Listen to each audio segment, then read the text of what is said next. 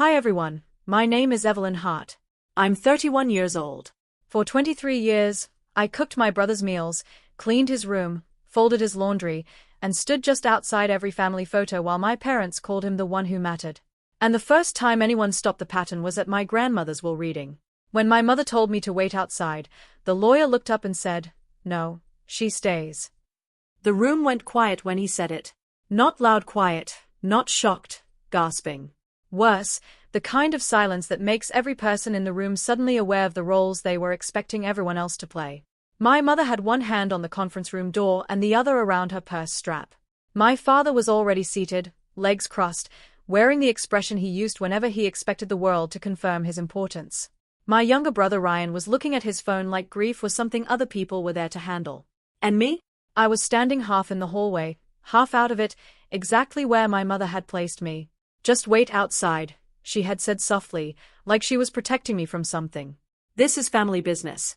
Family business." That phrase had followed me my whole life like a locked door. I was family enough to scrub pans, steam dress shirts, carry trays, and miss sleep, just never family enough to sit down first. The lawyer, Mr. Bellamy, took off his glasses and looked directly at my mother. "Ms. Hart, your grandmother gave very clear instructions. Evelyn remains in the room for the entire reading." My mother blinked. My father straightened in his chair. Ryan finally looked up, and for the first time in my life, I felt something small and dangerous uncurl inside me because my grandmother had been dead for 6 days and she was still the only person in the family who knew exactly where I belonged. But the truth is that room did not begin with her will. It began in our kitchen 23 years earlier with a chair I wasn't allowed to sit in. My brother Ryan was 4 years younger than me. But from the day he was born, my parents acted like he had arrived carrying a crown nobody else was supposed to touch. My mother called him her miracle boy. My father called him the future of the family. I called him Ryan because somebody needed to. By the time I was 8, I was making his toast before school. By 10, I was laying out his clothes. By 12, I knew how he liked his grilled cheese, how long to microwave his socks when he said they felt cold, and exactly how fast I had to clean the upstairs bathroom before my mother came home from work and found a reason to say I was lazy. Ryan never had chores. Ryan had potential. That was the language in our house. He needed rest for baseball. He needed space for school. He needed calm because boys were different. If he left dishes in the sink, I was told to stop nitpicking. If I left one glass on the table, my mother would stand in the doorway and say, "You are going to make a terrible wife if you keep acting spoiled." Spoiled. I was 13 the first time. That word made me laugh internally because by then I had already figured out something important. People like my parents accuse the wrong child of selfishness when they are trying to hide where all the service is coming from. The strange part is that none of this looked dramatic from the outside. There were no screaming matches every day, no sensational cruelty. That's why families like mine survive in public for so long. Everything was polished, quiet, explainable. Ryan got the bigger bedroom because he was a boy. I learned to cook because it was good for me. I stayed home from dances because someone had to help Grandma after her hip surgery. Though somehow Ryan was never available for that kind of love. And Grandma saw all of it. Not at once. Not in some movie moment where she burst in and saved me. She saw it the way older women often see the truth, by noticing who is always on their feet when everyone else is sitting down. She noticed I served every holiday plate and ate last. She noticed my mother calling me from the living room to refill Ryan's soda while he was sitting closer to the kitchen than I was. She noticed that when relatives came over, my father bragged about Ryan's future, but introduced me by saying, "Evelyn is such a help to her mother." A help like I was not a daughter, but a household feature. The first time Grandma ever challenged it openly, I was 16. Ryan had knocked over a full bowl of chili on the den carpet, and my mother turned toward me automatically and said, "Evelyn, clean that up." Grandma, from the recliner by the lamp, said, "Why?" "His hand's broken." Nobody moved. Ryan laughed awkwardly. My father said, "Oh, come on, Mom." But Grandma kept looking at him, not me. "He has 2 arms, surely." "So does he, Thomas. Funny how the only person you've trained to move in this house is the girl." That sentence sat in the air like smoke. Nothing changed overnight. Families like mine never change overnight. They adapt around exposure. After that, my mother became more careful in front of Grandma. My father called her old-fashioned when she objected. Ryan acted embarrassed for maybe a week and then went right back to leaving bowls in the sink and towels on the floor because systems are easy to keep when they are built for your comfort. Still, Something had shifted. Grandma started calling me directly, inviting me to lunch, slipping me folded cash for yourself, not the house, asking questions no one else asked, like whether I ever got tired. I always said I was fine. That was the answer daughters like me are trained to give before we even know the question. Then last winter, Grandma got sick for real. Not dramatic at first, smaller appetite, more naps, a hospital stay that became two. The kind of decline that teaches a family exactly who they are. My parents showed up when there were forms to sign or relatives to impress. Ryan came twice, both times, in a hurry. I was the one who stayed through the long afternoons, lotion on her hands, tea gone cold at her bedside, listening when her voice dropped low and honest. 3 days before she died, she squeezed my wrist and said, "When they start arranging things after I'm gone, don't let them put you in the hallway." I thought she meant emotionally. I didn't realize she meant literally. Now standing at that conference room door with my mother's hand still tightening on her purse, I understood. Mr. Bellamy opened a file, looked at me, and then pulled a sealed envelope from the inside pocket. My name was written across the front in my grandmother's handwriting. Mr. Bellamy did not hand me the envelope. He opened it himself. That mattered because the moment the seal broke, the room stopped being my mother's to manage. The paper inside was cream, folded once, my grandmother's handwriting slanting hard across the top of the first page. Even before he started reading, my mother said, "This feels unnecessary." Mr. Bellamy glanced at her over his glasses. "Your mother did not seem to think so." Then he began. "If Shirley has tried to put Evelyn in the hallway, then I was right about more than I wanted to be." My mother actually went still. My father let out the softest exhale through his nose, the sound he made whenever a woman was being inconvenient in writing. Bellamy kept going. "Read this in front of everyone because if my family has done one thing consistently, it is ask Evelyn to do the work in private and swallow the insult in silence. I would like just once for the room to hear it whole." No one moved. Ryan stopped pretending not to listen. I did not breathe properly until Bellamy turned the page. "I have watched that girl clear plates while her brother stayed seated. Miss dances to care for relatives who barely remembered her name. Wash shirts for a boy old enough to own his own hands and stand 2 steps behind every family photograph like she was staff someone forgot to dismiss." My mother made a small noise. "Oh, for heaven's sake. Do you want me to stop?" Bellamy asked. She looked at my father. That was answer enough. He read on. "When a family decides one child is the future, they almost always decide another child is the labor. In this house, Ryan was praised for existing. Evelyn was thanked only when she was useful." That sentence landed so hard it felt physical, not because it was new, because it had never been said out loud in front of all of them before.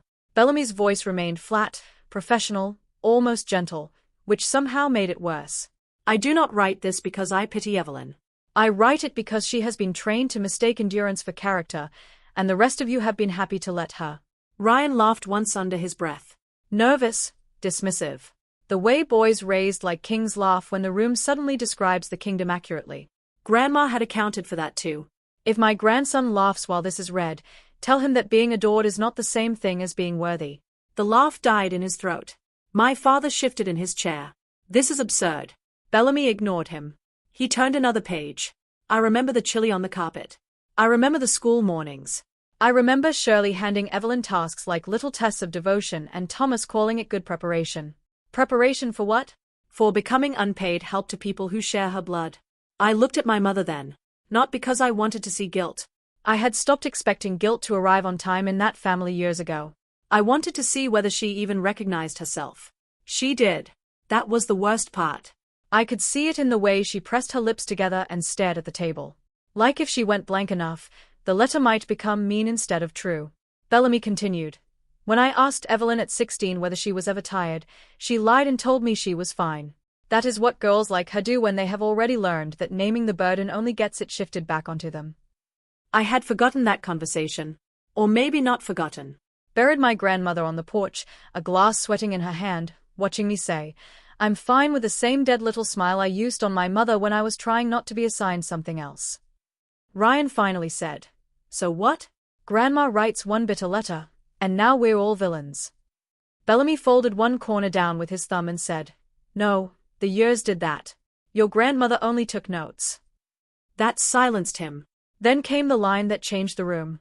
"If Evelyn is in that office today, then I have failed to protect her fully in life, which means I must be precise in death." Before any division of property, sentiment, furniture, jewelry, or claims of family fairness are discussed, instruct Mr. Bellamy to retrieve the black ledger from the false bottom of my pantry flower bin and place it in Evelyn's hands. My mother's head snapped up. My father went white first, then Reed. That was the first interesting reaction all morning. Not to the letter, to the ledger. Bellamy lowered the pages and looked directly at my father. Do you know what she's referring to? He answered too fast. No. My mother did not say anything at all, and that told me more than his denial did, because my mother had many talents, but surprise was not one she wore well. What crossed her face wasn't confusion. It was dread. Bellamy refolded the letter carefully, set it beside his file, and said, "We will pause the reading." For what? My father demanded. To retrieve the ledger your mother clearly considered relevant. Ryan scoffed. This is insane. It's probably some old grocery notebook. Bellamy looked at him the same way doctors look at confident idiots in emergency rooms. That will be easy enough to confirm. Then he turned to me. Miss Hart, I suggest you come with me. My mother stood so fast her chair scraped the floor. That won't be necessary. Bellamy's expression did not change. On the contrary, he said, your mother was very clear. Evelyn stays. And for the first time in my life, my father looked at me not like help, not like background, not like the daughter he could instruct from across a room, but like someone who might already be holding the wrong end of the story. My father stood up so fast his chair hit the wall. You are not going into that house digging through my mother's pantry like grave robbers. Bellamy did not even flinch. Then you should have hoped she left less specific instructions.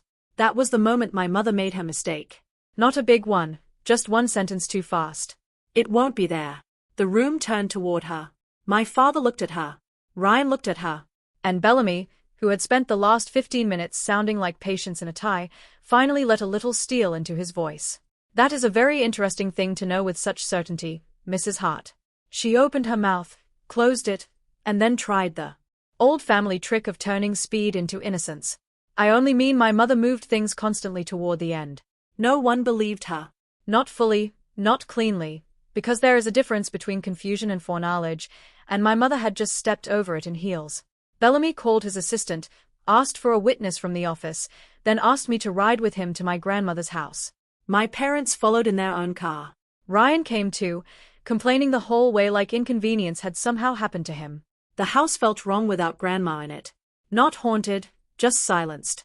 The kind of silence that settles when the only person in a family who told the truth has been removed from the room. Her kitchen still smelled faintly of lemon oil and tea. The ceramic rooster cookie jar was still by the stove. Her cardigan still hung over the back of the breakfast chair, and for one stupid second, I expected her to come down the hallway and ask why we were all tracking mud across her floor. Bellamy went straight to the pantry, not because he knew where the flour bin was, because my grandmother had once written directions the way other people built fences. Top shelf, blue tin, false bottom. That was all it said in his notes. My mother hovered 3 feet away, pretending outrage. My father kept saying things like, "This is degrading, and you're making assumptions from an old woman's moods." Ryan leaned against the doorway with his arms folded. Bored already. As if his grandmother's last instructions were interrupting something more important in his day. Bellamy pulled down the blue flour tin. He emptied half the flour into a mixing bowl from the counter, then tapped the bottom once with his knuckle, hollow. No one spoke. He slid a butter knife under the inner rim and lifted. The false bottom came up clean. Inside was a black ledger. My mother actually sat down. That was how I knew she had seen it before. Not read it maybe, but seen it. Known enough to be afraid of it. The cover was worn smooth at the edges. Grandma's handwriting on the front. Household record. Private. Bellamy opened it at the kitchen table. The first pages looked harmless. Grocery tallies, utility notes, repair dates. Then he turned to a page marked with a strip of red ribbon, and the room changed. At the top in Grandma's neat, slanted script were 4 words. What Evelyn has carried. No one moved. Bellamy read silently for a second, then passed the book to me. I don't know what I expected. Not that. Page after page, dates, tasks, hours, missed school events, cancelled weekends, meals cooked, laundry loads, doctor visits. I took Grandma to because my parents were busy with Ryan babysitting for my cousins when my mother volunteered me without asking. The summer I was 17, there were entries for every day Ryan trained for baseball camp. Breakfast made, uniform washed, lunch packed, room cleaned, cleat found, ride arranged. Beside 3 of those entries, Grandma had written in the margin, "Mother called this nothing." Another section was worse. Money. My graduation gift from Aunt Denise borrowed for family groceries. My part-time paycheck from the pharmacy taken toward household costs, while Ryan's tournament fees were paid in full. The small college savings account Grandma had started for me when I was 10, closed, transferred, used for Ryan's first semester housing deposit. I sat there with the ledger open in my hands and felt something split cleanly inside me. Not because I had never known my parents favored him, because favoritism is one thing. Documentation is another pain. You can survive. Proof rearranges your spine. Ryan stepped forward then, finally interested. What is this supposed to prove? I looked up at him, and before I could answer, Bellamy reached across the table, flipped ahead 6 pages, and said, "Perhaps this part." He turned the ledger toward my father. Taped across both pages were copies of 2 checks. One from Grandma to my parents marked for Evelyn education only. One bank receipt showing the funds withdrawn 3 weeks later and combined with a payment to Carolina Elite Baseball Academy. My father went gray around the mouth. My mother started crying. Ryan frowned, genuinely confused, which somehow made me angrier than if he had laughed. "What does that even have to do with me?" he asked. Grandma had answered that too. Bellamy read the line directly beneath the receipt. "He benefits, so he will claim innocence." That is how golden sons are built. The kitchen went completely still. Then Bellamy turned one more page. A sealed note was taped inside the back cover on the outside in Grandma's handwriting. "If the ledger is found, read this only after they deny everything." My father stood up. "I'm done with this." Bellamy put one hand on the note. "You may be," he said, "but your mother wasn't." And for the first time that afternoon, nobody tried to stop him when he broke the seal. Bellamy broke the seal. The paper inside was thinner than the earlier letter, but the handwriting was sharper, less affectionate, more final, the kind of writing people do when they are no longer trying to persuade anyone of anything. He read the first line out loud. "If they are hearing this, then they have already lied in my kitchen." My mother made a sound like she had been struck. My father did not sit back down. Bellamy kept going. "Thomas will say Ryan knew nothing. Shirley will say Evelyn was loved in her own way. Ryan will look confused because confusion has always been the cleanest shirt laid out for him." Ryan's face flushed immediately. "That's ridiculous," he said. Bellamy read right through him. "I am tired of the family story that Evelyn was merely helpful. Helpful is bringing a casserole. Helpful is driving someone to an appointment. 23 years of unpaid service inside your own childhood home is not help. It is extraction dressed as virtue." No one moved. I heard the refrigerator hum. The clock over the stove tick once. My father crossed his arms, but it was too late for posture now. The note had the room. Bellamy turned the page. "I watched Shirley let that girl eat last for years. I watched Thomas praise his son for breathing and his daughter for scrubbing pans. I watched college money disappear into baseball. Groceries become lessons and every protest recast as disrespect. If you are standing in this kitchen pretending you do not remember, then age has not made me cruel, only accurate." My mother started crying harder, not because the words were unfair, because they were exact. That distinction matters. Bellamy lowered the paper for 1 second and looked at my father. "Do you want me to stop?" Dad's jaw tightened. "No." Interesting. Maybe he still thought endurance could save face. Maybe he wanted to hear how bad it could get so he could later call it exaggeration. Men like him often think surviving the reading means winning the argument. He had no idea what was still coming. Bellamy resumed. 3 years ago, after the education money was gone and Ryan still took clean shirts from a laundry room without shame, I changed my will. There it was. Not the house, not the ledger, the will. My father went utterly still. My mother lifted both hands to her mouth. Ryan said, "Changed it how?" Bellamy did not answer him. He just kept reading Grandma's words. "I told Mr. Bellamy to stop thinking of my estate as family comfort and start thinking of it as a final correction." Correction. That word landed like something metallic on tile. I looked at Bellamy then, and for the first time that day, I saw it in his face, too. Not surprise, anticipation. He already knew what the note was leading toward. He had probably known all morning and was just letting the family walk into each door in the order Grandma intended. Bellamy read the next paragraph more slowly. "If Shirley cries, let her. Tears do not return what was taken. If Thomas speaks of fairness, ask him whether fairness ever once required Ryan to wash his own plate. If Ryan says he never asked for any of it, remind him that comfort accepted for 23 years is also a choice." Ryan actually snapped then. I was a kid. I turned toward him before Bellamy could answer. You were 22 when I was still doing your laundry. That shut him up because the worst lies in families are not usually factual. They are proportional. He wanted childhood to cover everything. It didn't. Not even close. Bellamy continued. There's a photograph in the oak frame on my living room shelf from Easter 15 years ago. Everyone smiles. Evelyn is 3 steps behind the chairs holding a serving bowl.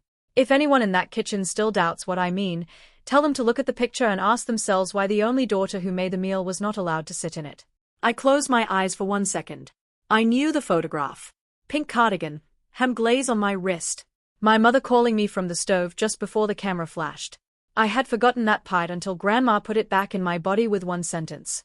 My father looked away first. That was important, too. Not because shame had arrived fully, because memory had. Bellamy reached the final paragraph. Do not comfort them before the reading finishes. They have mistaken Evelyn's softness for consent too many times already. Put them back in their chairs, take them to the office, and finish exactly as written. The note ended there. No signature flourish, just a Lelena heart in steady dark ink. The kitchen stayed quiet for several seconds after Bellamy folded the note. My mother was openly crying now, but it did not change the air. My father looked like someone who had just realized the house, the ledger, the note. None of it was accidental. Grandma had not left chaos. She had left sequence. Ryan finally said, softer now. What does she mean finish exactly as written? Bellamy put the note back into the ledger and closed it. It means, he said, we return to the office. My father stepped toward the table. No, we can discuss this here. Bellamy looked at him with something close to boredom. No, he said. You can hear it where your mother wanted Evelyn excluded. That sentence hit my mother hardest of all, because suddenly the whole day had shape. The hallway, the room, the letter, the ledger, the note. Grandma had built every step to force the family pattern into the open first before the money ever entered. And as Bellamy picked up the ledger and motioned for us to leave, I realized the final reading was not going to be about grief. It was going to be about consequence. When we got back to Mr. Bellamy's office, nobody tried to put me in the hallway. That was the first correction. Small, temporary, but real. My mother sat down without speaking. My father looked older than he had 2 hours earlier. Ryan kept glancing at the black ledger like it might still transform into something less damaging if he stopped looking directly at it. It didn't. Bellamy waited until we were all seated. Then he opened the will.